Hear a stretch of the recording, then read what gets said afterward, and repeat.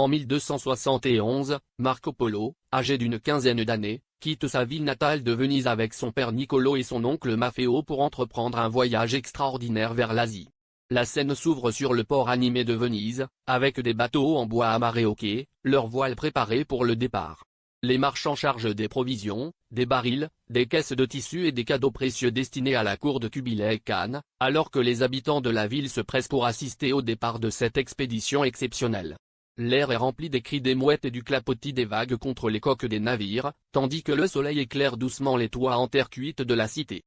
Marco Polo, jeune et curieux, observe attentivement chaque détail, les cordages, les voiles, les marins courant sur les ponts, les câbles se tendant avec effort. Ses yeux brillent d'excitation et d'appréhension, conscient que le monde s'étend bien au-delà de l'Europe. La caméra suit son regard, montrant la lagune de Venise qui s'étend vers l'horizon, les canaux animés par des gondoles et des barques de pêche. Les citoyens présents agitent leurs mains pour saluer l'expédition, certains murmurant des prières pour la sécurité des voyageurs, d'autres fascinés par l'aventure qui commence. Alors que les voiles se lèvent et que les navires s'éloignent doucement du quai, l'atmosphère change subtilement, le bruit du port devient un murmure lointain, remplacé par le souffle du vent sur les ponts et le clapotis régulier des vagues contre la coque. Le jeune Marco sent le frisson de l'inconnu, un mélange de peur et d'excitation face aux océans et aux terres inexplorées qui l'attendent. Les marins ajustent les voiles avec précision, tandis que les voiliers s'éloignent de la cité, laissant derrière eux les toits rouges, les campaniles et les canaux sinueux de Venise, symbole d'une civilisation prospère et commerçante prête à envoyer ses enfants découvrir le monde. Le scénario souligne l'importance de cette expédition, le voyage de Marco Polo ne sera pas seulement un périple géographique, mais une aventure humaine et culturelle qui changera la perception européenne de l'Asie. Chaque détail du port, des navires et des personnages est représenté avec précision, pour immerger totalement le spectateur dans le XIIIe siècle. L'accent est mis sur la curiosité de Marco, l'excitation palpable de l'expédition et l'ampleur de l'aventure à venir, anticipant les rencontres avec des cultures inconnues, des paysages exotiques et des défis extraordinaires. Après avoir quitté Venise, Marco Polo, accompagné de son père Niccolo et de son oncle Maffeo, entame un long et périlleux voyage vers l'Asie. Leur expédition traverse d'abord la Méditerranée, puis continue par voie terrestre à travers le Moyen-Orient. Les paysages changent progressivement, des ports animés laissent place à des routes poussiéreuses, des montagnes escarpées et des déserts immenses. La route de la soie, déjà connue pour ses échanges commerciaux, devient leur chemin principal. Mais ce voyage n'est pas sans danger. Les caravanes avancent lentement, transportant des marchandises précieuses comme la soie, les épices et les pierres rares. Marco observe avec fascination ces échanges entre différentes cultures, mais il découvre aussi la dure réalité du voyage. Les températures extrêmes mettent les voyageurs à rude épreuve.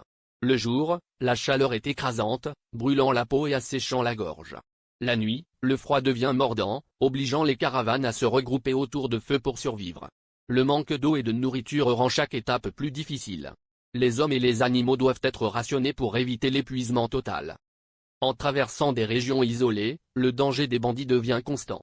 Les caravanes doivent rester vigilantes, car les attaques sont fréquentes sur ces routes riches en marchandises. Les voyageurs avancent souvent en groupe pour se protéger, gardant un œil attentif sur l'horizon. Chaque bruit suspect peut signaler une menace. Marco Polo, encore jeune, découvre un monde rempli d'inconnus.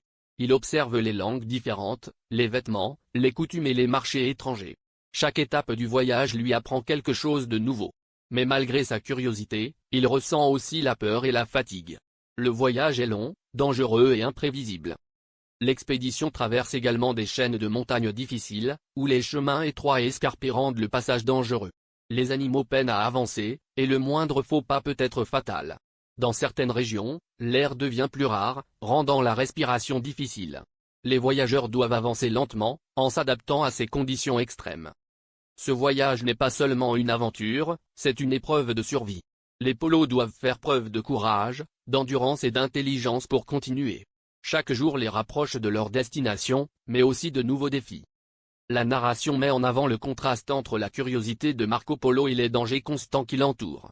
Cette étape du voyage montre à quel point les explorations médiévales étaient risquées et exigeaient une grande résistance physique et mentale. C'est ici que commence réellement la transformation de Marco, passant d'un jeune voyageur curieux à un explorateur confronté à la réalité du monde. Après des années de voyage à travers des terres hostiles, des déserts brûlants et des montagnes dangereuses, Marco Polo et sa famille atteignent enfin leur destination, l'immense empire mongol dirigé par Kubilai Khan. Leur arrivée marque un tournant majeur dans leur expédition. La scène s'ouvre sur une vision impressionnante, une ville grandiose, aux murs imposants, symbole du pouvoir du souverain mongol. Il s'agit très probablement de Khanbalik, l'actuel Pékin, capitale de l'empire. Contrairement aux villes européennes que Marco connaît, cette cité est organisée différemment, avec de larges avenues, des bâtiments majestueux et une activité intense. Marco Polo observe tout avec fascination.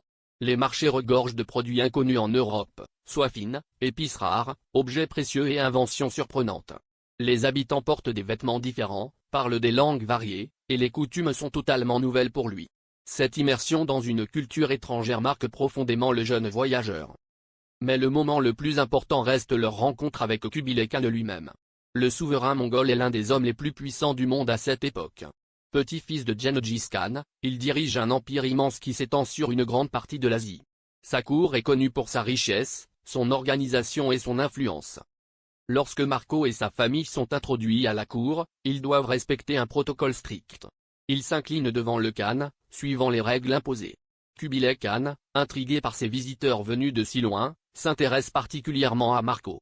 Contrairement à ce que l'on pourrait attendre, le jeune homme attire rapidement l'attention du souverain par sa curiosité, son intelligence et sa capacité à observer et apprendre.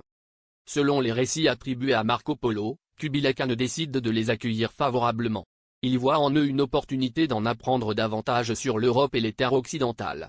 Marco devient peu à peu un membre utile de la cour, envoyant des rapports et voyageant dans différentes régions de l'Empire pour le compte du Khan. La narration met en avant le contraste entre le long voyage difficile et l'arrivée dans une cour riche et organisée.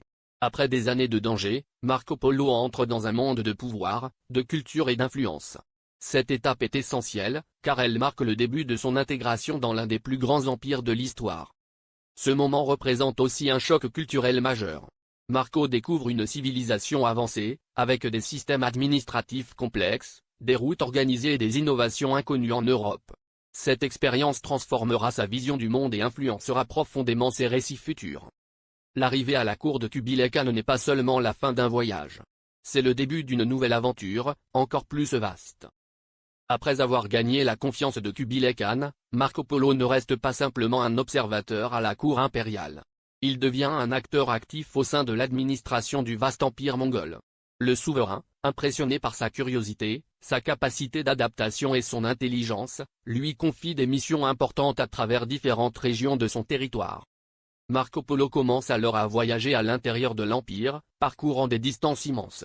Il visite des provinces éloignées, traverse des villes prospères et découvre des régions totalement inconnues des Européens de son époque. Ces voyages ne sont pas de simples explorations, ils ont un objectif précis.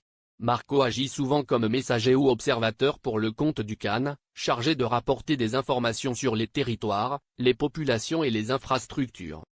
L'empire mongol, sous Kubilai Khan, est remarquablement organisé. Marco découvre un système de routes bien structuré, avec des relais postaux permettant aux messagers de se déplacer rapidement sur de longues distances. Ce réseau, appelé le système des relais, facilite la communication à travers l'Empire. Pour un Européen du XIIIe siècle, ce niveau d'organisation est impressionnant et totalement nouveau. Au cours de ses missions, Marco Polo observe également des innovations qui n'existent pas encore en Europe. Il découvre l'utilisation du papier-monnaie, une pratique largement répandue dans l'Empire chinois sous la dynastie Yuan. Cette idée d'une monnaie non métallique le surprend profondément, car en Europe, les échanges reposent encore principalement sur les pièces en or et en argent. Il visite aussi de grandes villes, riches et dynamiques, où le commerce est florissant. Les marchés sont remplis de produits variés, soie, porcelaine, épices, et autres marchandises exotiques. Les techniques artisanales et les infrastructures urbaines témoignent d'un haut niveau de développement. Marco décrit ces villes comme vastes et bien organisées, avec des populations nombreuses et une activité constante. Mais ces missions ne sont pas sans risque. Voyager à travers un territoire aussi immense implique de faire face à des conditions difficiles, longs trajets, climat varié, terrain complexe. Malgré la relative sécurité apportée par l'autorité mongole, certains déplacements restent dangereux. Marco doit faire preuve d'endurance et de prudence pour accomplir ses tâches. Ces années passées au service de Kubilai Khan permettent à Marco Polo d'acquérir une connaissance exceptionnelle de l'Asie. Il ne se contente pas de voir, il analyse, observe et mémorise. Toutes ces expériences seront plus tard racontées dans ces récits, offrant à l'Europe une vision détaillée et fascinante de ces régions lointaines. La narration met en avant l'évolution de Marco Polo, d'un jeune voyageur curieux, il devient un homme de confiance au service d'un des souverains les plus puissants du monde. Ses missions illustrent non seulement l'âge. Après près de 24 années passées en Asie, Marco Polo, son père et son oncle décident finalement de retourner à Venise. Leur voyage de retour est long et difficile, passant par la mer et des routes terrestres dangereuses. Lorsqu'ils arrivent enfin dans leur ville natale vers 1295, ils ne sont presque pas reconnus. Leur apparence a changé, leurs vêtements sont usés, et leur longue absence les a rendus presque étrangers dans leur propre ville. Selon les récits, la famille Polo doit prouver son identité en ouvrant les coutures de leurs vêtements, révélant des pierres précieuses cachées, preuve de leur richesse et de leurs aventures. Cette scène marque le retour spectaculaire de voyageurs qui ont parcouru une grande partie du monde connu. Mais peu de temps après son retour, Marco Polo est impliqué dans un conflit entre Venise et Gênes. Il est capturé et emprisonné. C'est en prison qu'un événement décisif se produit. Marco rencontre Rustichello de Pise, un écrivain. Ensemble, ils commencent à raconter et à écrire les récits de ses voyages en Asie. Ce récit, connu plus tard sous le nom de Le Livre des Merveilles, décrit en détail les terres, les cultures, les richesses et les innovations qu'il a observées. Marco y parle de grandes villes, de routes organisées, du papier-monnaie, et de nombreuses réalités inconnues des Européens de l'époque. Cependant, à sa sortie, beaucoup de personnes en Europe ont du mal à croire ces histoires. Certains pensent qu'il exagère ou invente. Pourtant, avec le temps, de nombreux éléments de ces récits seront confirmés. Son livre devient l'un des témoignages les plus importants sur l'Asie médiévale. Son héritage dépasse largement son époque. Les récits de Marco Polo inspireront des explorateurs, notamment Christophe Colomb, qui utilisera ses écrits pour imaginer de nouvelles routes vers l'Asie. La narration met en avant la transformation complète de Marco Polo, d'un jeune voyageur curieux, il devient un témoin clé des échanges entre l'Orient et l'Occident. Son histoire ne se termine pas avec son retour, mais avec l'impact durable de ses récits sur le monde.